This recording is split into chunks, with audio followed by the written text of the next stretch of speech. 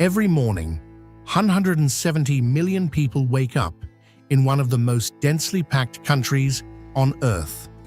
But what nobody shows you about Bangladesh will change everything you thought you knew.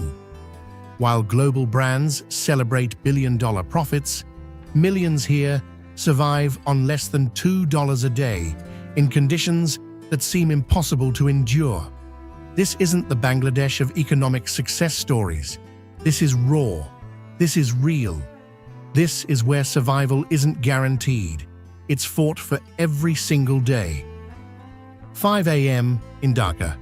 23 million people crammed into a space smaller than Los Angeles, the most densely populated megacity on the planet. Over 3.5 million people live in slums here, not temporary camps, permanent communities built from tin, tarp, and desperation. Families of 6 to 8 people share spaces barely 10 feet by 10 feet. No running water. Electricity stolen from overhead lines. Single fans fighting against relentless heat.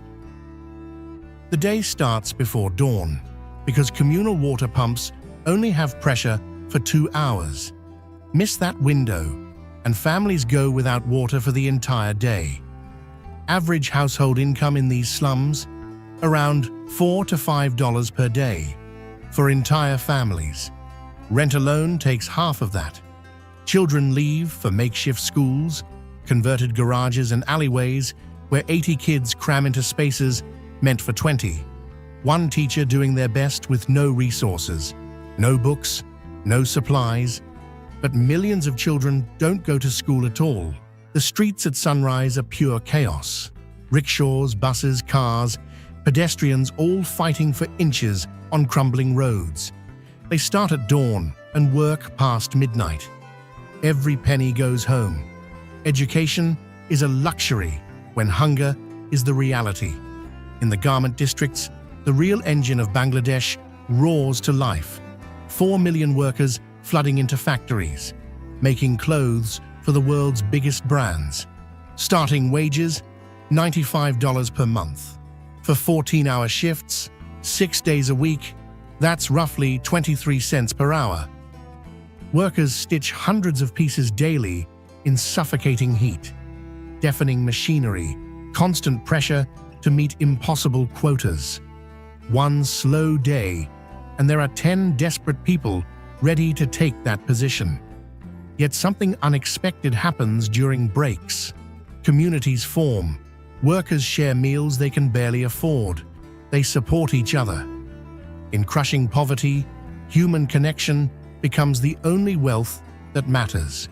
When floods arrive, and they arrive every year, entire neighborhoods band together, sandbagging, rescuing, rebuilding. Survival here isn't individual, it's collective. Brick kilns on the outskirts of Dhaka employ thousands of children, some as young as 10 years old, carrying 30-pound bricks on their heads, hundreds of trips per day, $2 to $3 for 12 hours of work. These children should be in classrooms.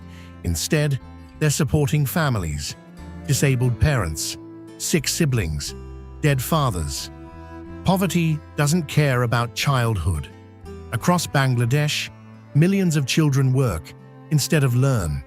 In factories, in fields, on streets. Growing up isn't a process here, it's instantaneous. But something remarkable exists beneath the suffering. Resilience that defies logic.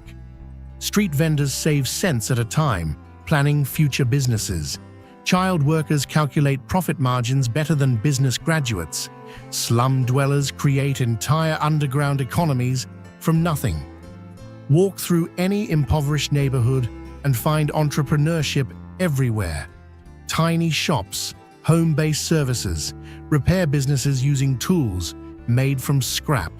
The informal economy thriving in the margins. These aren't people waiting for rescue. These are fighters creating opportunity from dust. Bangladesh sits on one of the largest river deltas on Earth, one of the most climate-vulnerable nations in existence. Every year, floods displace millions, homes destroyed, crops wiped out.